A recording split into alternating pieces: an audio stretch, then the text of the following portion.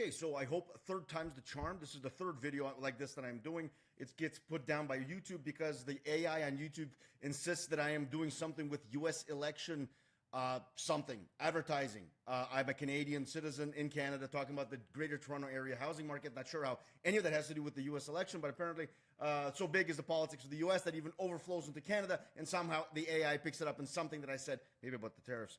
Anyway, so this is hopefully, again, third time's a charm. There's a whole bunch of stuff that's been happening, and the key right now is disseminating information, because what you're seeing on my left right now is Bank of Canada and what's going to be happening. That was towards the end of January and February this month, beginning of February this month. And then since then, a whole bunch of stuff has happened. You've seen the inflation numbers. If you haven't, I'm going to talk about it. You've seen some of the snowfall numbers. Holy cow. A lot of snow, more snow I've seen in probably 3 or 4 years at least. So that's affecting the market. Plus, we got the tariff situation. So listen, there's a lot of stuff to disseminate. I'm going to try to get through it right now. Don't want to do any more takes of this because hopefully YouTube will allow this one to go forward. So, my beautiful people, welcome, very, very warm welcome, I should say, to the February 2025 GTA housing market update. I've done this so many times. Forgive me, I'm getting tired of it. But I'm not tired of giving you guys the good information. So with or without tariffs, the general thought was, until we saw the inflation numbers yesterday, the general thought was the rates are going to heading downward. In reality, they are going to still head downward. However, there's a couple things the way. I'm going to talk about those. So it has been a sluggish start. And listen, little check mark for you guys if you thought of this. If you see anyone talking about in an article or on the news talking about the GTA housing market at all right now, whatever it is in February, and does not also mention the fact that in the past 2 weeks we've had really high snowfall. We had the first snow day that Toronto District School Board and the DDSB, all those school boards have had in quite a while. DDSB has not had one in a very long time, and I recall them having a school snow day as well. So that's a rarity, means there's a lot of snow. So sluggish start, you got to throw weather into that as well because it is winter. And listen, what's coming in the spring? I'm getting that question probably 2 or 3, 4 times a week, every single week from former clients and people who are watching these market updates. So let's move right ahead. I want to get to you this very, really important stuff. So guys, Andrew Rito, I'm trying to provide this information. Obviously, this is not listen, in my watch my listing presentations. They're amazing. But my video, my listings and such, but this, again, it's me, whatever, face for radio, and this is the best quality I can have you guys right now. However, that QR code will take you to my real estate experience. There's a lot of information there and a chance for you to contact me. At the bottom of this video, especially on YouTube, you can see a link. That's a 15-minute conversation with me. Listen, I'm not trying to sell. A lot of people have questions about the market. Right now, when it's snowy and things are not as active, this is the best possible time for people who are looking to do anything in the market this year. This is the best time for you guys to sit down and plan stuff out. And of course, I'm happy to help. So anyway, click like and subscribe, all the good stuff, please, if you would. And, so once in a while it happens, so thank you for that. Now, this is what the Bank of Canada. Let's go with interest rates first. So what, at 3% now? We've got one coming up at March the 12th. We had the 0.25% drop. And in general, even before the snowfall, most of the banks and a lot of the economists were saying somewhere between 2 to 2.75 is where we're going to end up, somewhere in the middle of the year. Towards the end of the year, they're thinking 2 to 2.5. So I'm thinking, personal, and I stick to this. This was actually a few days ago that I did this. I think it's 2 to 2.5 is where the Bank of Canada is going to be somewhere around summertime. That's only 2 cuts of 25.25, so not a big deal. So the next one is March 12th. Will there be a bank cut? We're going to discuss that in just a bit. That's important to know because it does affect the market. Now, of course, April, June. So you'll notice every 6 weeks.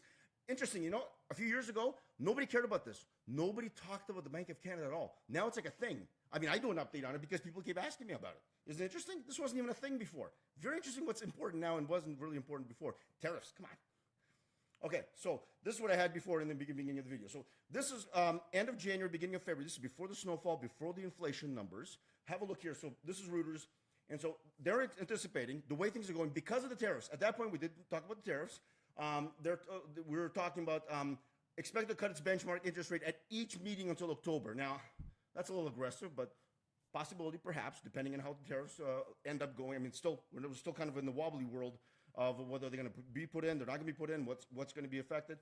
And of course, money market's seeing at that time, they said over 43% chance of another 25 basis point cut, 0.25, on March the 12th, the next Bank of Canada announcement. Now, that's changing a little bit. Why? Well, because of this. Okay, but then, Toronto got more snow in the last week than it did all last winter. And says climatologists, but relief may be on the way with a warmer than normal March. That was then, February 17th, just a few days ago. What, 2 days ago?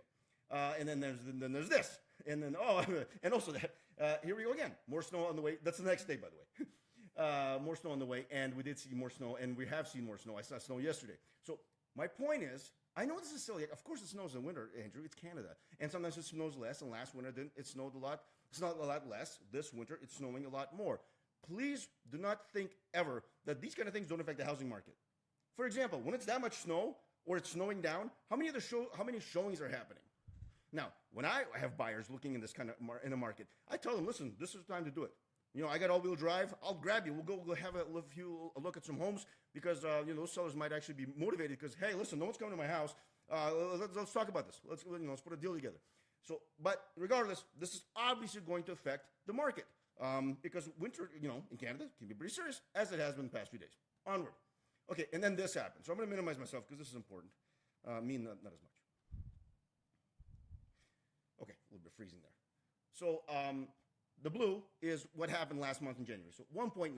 Before the December, you notice it was 1.8. So that's not bad. Within range. Now, because the GST, was it the GST cut or the GST elimination until I think the end of this month, or maybe the end of next month. Forgive me for not knowing, but it's relevant for me. The point is that has an effect on it. So some economists are saying actually it's more like 2.5, maybe even 2.4. And not 1.9, which isn't great, but regardless, it's staying in a good position. So it's not bad. Of course, we had the lowest 1.6 in September of last year, and before that, the height of inflation was back in 22, 8.1%. That's when they started to go. Okay, listen, we got to start raising rates because this is getting way too high. And of course, the Bank of Canada is always a little behind. I don't blame them. It's a long, tedious process. So anyway, so that's inflation. So this made a big deal. And look at the bottom. Canada's inflation, annual inflation rate takes up to 1.9. That's just yesterday, and in January. So raising odds of a BOC pause in March. So those people saying that in March, more than likely, or a lot of people are thinking it's going to happen, a 0.25 rate cut. Now, not as likely. So a little bit of wobbliness there. Okay, so there's weather, there's that, and a little bit of positive news. This was back a few months ago, but not a few months ago, 2 weeks ago. Forgive me, but this is. Why mention this? So far, it's not been the best. It's kind of, I haven't really given you a good concrete answer. I got you up, your feet planted firmly in midair. But here's a bit of good news. So global hedge funds dump everything but real estate stocks. This is internationally. So what I'm trying to say with this, and what really they're saying in this article in Reuters, is that the interest in real estate is very much there. There are a lot of things in life that are up in the air. Stocks can be like that, and I'm not an investor. I'm not saying one is better than the other. I'm saying these markets and stuff are affected by turmoil, wars, tariffs, new presidents, new prime ministers, new people coming into power in different countries, certainly in Europe, and then you've got a lot of instability sometimes. One thing that's been consistently pretty good, and I know it's been up and down here and there occasionally, but for the most part, one thing that's been concrete is real estate, and that's what a lot of global hedge funds are thinking as well. So that should let's calm things down a little bit. Yes, the inflation's up a little bit wobbly. Yes, the tariffs are there. Yes, we've had some weird weather here in the GTA specifically, because that's what I'm speaking to right now. But listen, here's what's actually happened in January. Now, this is before the heavy snowstorms and such, but still, one thing you have to really appreciate and respect, that green dot right there, that green circle, average price in January versus average price in January 2024. Now, 2024 is busier. You can see the red arrows pointing downward, down almost 8% in terms of sales. Not unheard of. That's okay. That's not a big deal. It's January, Sometimes it picks up fast. Sometimes it doesn't. Depends on how cold it is. There are a lot of factors, mitigating factors here. Some of them not very sexy, like, algorithms and stuff. Maybe just cold outside. But notice the price, up 1.5%. On average, GTA, Toronto Real Estate Board, a lot of homes and properties involved, but still, I mean, sweet heavens. Look at the days on market, property days on market. That's a red circle on the right. 55 in January, 54 in January 2024. So that's almost 2 months. You're telling me that there's a market where homes are selling for 2 months on average, if they sell, and the active listings are at 17,157. That was in January. Right now, we're 18 to 19, probably closer to 19,000 active listings. Heavy inventory. And the price is still maintaining? Well, that's a heck of a sturdy market. Geez, no wonder then those international global hedge funds, they're kind of looking at real estate going, this is pretty solid stuff. Maybe we'll stick to this a little more than some of the other things. Something to keep in mind. And of course, on the right, you see the monthly January versus December last year, January this year, December last year. Sales sales up. That's normal. Yeah, it happens. January, December tends to slow down, especially with the holidays. You basically have half of December in essence. But average price down about 2.5%. That's month to month, not a big deal. But it's 2%. That's almost nothing on an average price house. It's 27 grand. I know it's a lot of money on a mortgage, next to nothing. So here's the point: price is uncannily stable, and I've seen this in article after article. I've seen all kinds of stuff plummeting, da da da. But if you get down to the actual details, they're not saying the price; they're saying sales. The one caveat here, guys, is condominiums. Condos are having a hard time, and this year that hard time is going to continue. There are a lot of assignments. There's a lot of condos, especially pre-construction condos, that are going to be hitting the market when these owners take occupation. So that is going to be an increase in inventory, specifically on condos. In fact, that large inventory that we have, a huge portion of it is, in fact, condos. Now, condos are great in the GTA because it's one of the few more affordable properties. First-time homebuyers often get condos. So there's a lot of opportunity. So right off the bat, before I even get into what buyers should be doing, what sellers should be doing and thinking, buyers, if you're first-time homebuyers, definitely contact me. I've worked with dozens upon dozens of first-time homebuyers. I used to speak at seminars on a regular basis. I might start those up again. But I mentioned that specifically. Condo market is a really good market for you right now while it's still soft, probably for the first half of the year, to be honest with you. So don't let what I just said, let you procrastinate. No. Get on it. Get planning. And of course, like I said, it's bad weather outside. You might not be going out as much. Call me. Let's make a plan. Onward. What's going to happen this spring for buyers? The market, this is what you should be thinking. Again, my opinion, but heck, I've been right quite a bit. The market is probably going to get less and less buyer friendly as the year goes on. Now, that's probably going to be the case, especially in the spring. There's going to be more competition and such. And so you're right now in a kind of a position where there are lots of properties in the market. The weather's not the best, and buyers are kind of bleh. So if you're a buyer who's serious, listen, you can really get something good right now. Even though you've seen the prices, they're not going to be down. Don't expect some great bargain. Forget deals and bargains. Get something at a fair market value without having to fight with 10 people for it. Trust me, in the GTA, that's a really, really good deal. And it will be a good deal as it appreciates over the next few years. So expect a less and less buyer-friendly market as the year goes on. Nothing crazy. Prices are not going to skyrocket this year. I can almost guarantee you that. But inventory is going to be good. And the exception to this, again, is condos. Condos are going to be slow for a while. So, yes, you should get going as soon as possible, at least being ready, and then you can go out and see whatever you want. You have your pick of whatever condo you might want, whatever part of Toronto or GTA you might want. But still, get ready. Here's one reason you should not procrastinate. Fixed rates likely won't change that much. Remember, fixed rates are with the bond yields, whereas the variable rate goes with the Bank of Canada. The point being, I've spoken and I've heard from mortgage people, fixed rates are not going to change all that much. They're not going to change enough for you to really make a huge difference on your mortgage. Here's what I'm trying to tell you. If you get a variable rate, you can get it right now. It's going to go with whatever the Bank of Canada does. If you get a fixed rate and you buy something in the next 2 or 3 months, you're probably going to get a lower rate anyway because at some point in time the rate's going to get cut, probably before you close and take possession of your property. But also, those fixed rates later on, when Bank of Canada probably cuts a few more, that is not going to be nearly as much of a difference for you. So don't miss out by thinking, I want to catch at the very, very bottom of the interest rates, in the very bottom of the market price. Forget it. Listen, this whole first half of the year, especially for first-time home buyers, is going to be soft for condos. And in general, there are homes right now in the market that people want to sell. I know. I talk to clients all the time. People looking to sell maybe in the spring. Listen, if you got a good offer right now, they'd sell the house. Save some, time and money on staging. But listen, don't procrastinate. Waiting at this point makes no sense unless it's a life issue. You have to move at this time. Your kids are in school, da-da-da. That's normal, of course.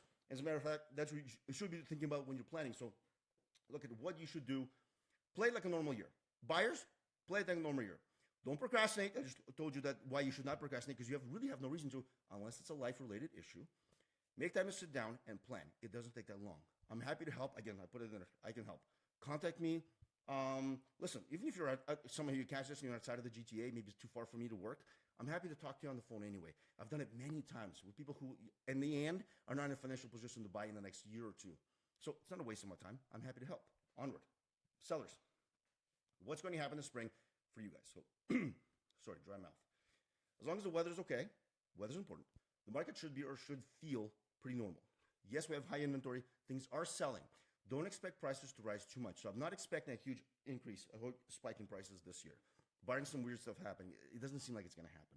Will go up a little bit, probably, maybe single digits, 1, 2, 3, 4%. I don't know. That's not enough to make a difference for anybody in terms of the planning. So if you're looking to sell, consider this market kind of normal, at least until the weather clears up a little bit. In more areas than not, selling first will be the better way to go. I've talked about this many, many times. I've written an article about it. There are different things to take into account when you're looking to buy first or sell first. It's a whole thing. It's not very complicated. I'm happy to explain. I can even send it to you if you like. Contact me or 15 minutes. I'll send you the article that I wrote. It kind of narrows down the specific things you should be looking for, whether you should do this or should do this. In general, probably 90+% of the time right now, in most areas of the GTA, you should be selling first. And then you look for a place to buy. Because selling that is taking a little bit longer. You've seen 55 days on the market. So that's important. What should you do? Okay, if you're selling, definitely be picky with the realtor you select. And listen, I don't win all the listing presentations going. Full disclosure, I don't get every listing going. I'm not some amazing superstar that everybody just walk in, they just give me paper. Here's, just tell me where to sign, and I'll pay you whatever you want. That doesn't happen. But it's very important that people see and interview realtors, find out what do you do with the market? Are you actually going to work hard? Some of the listings I've already had this year, and some I had towards the end of last year. One of the reasons I got it is because people saw effort. They saw they actually tried everything from open houses to door knocking in the area, talking to people, actually paying money for advertisements, including some videos like this. If you want to click on my channel, you can look at a bunch of listing videos that I do. I try to make them less about me, more about the house, try to tell you something specific about homes. They get thousands of views, which is great. More importantly, eventually that should and does lead to viewings of the home. So this is especially if you were on the market last year and you didn't sell. I've seen several people go back on the market with the same realtor. Now, I'm not saying who was or whatever, so it could be a very good reason. Maybe it was just a hard home to sell, hard price range, area that didn't sell much, whatever. I understand. It was not the easiest market last year. Still, definitely be picky with the realtor you choose. Don't go with the cheapest person. Sweet heavens, marketing costs money. I've spent more on marketing on some listings than other people get in their whole commission. Am I just throwing money away or my clients' money away? Heavens, no. What it is it's your biggest investment. It requires a person who's professional, who knows what they're doing, actually willing to put effort and their own money up on the line, because it's a risk if I don't sell the house, to make sure that you get the best price for your house. That's important. Interview realtors. Feel free to contact me at the bottom. So, guys, as always, I'm very thankful for your time. Hopefully this video actually goes out and YouTube doesn't have an issue with it. We intend to spread value for you guys. Please hit like, subscribe, all the good stuff. QR code, if you're watching this on TV, so my clients get that QR code, all my information. If you're watching this on YouTube, at the bottom of the video in the description, you'll see a link, 15 minutes with me. Happy to chat, give you guys some insight. I hope that's helped a little bit, guys. It's going to be an interesting market. Avoid the news. That's one thing I didn't mention.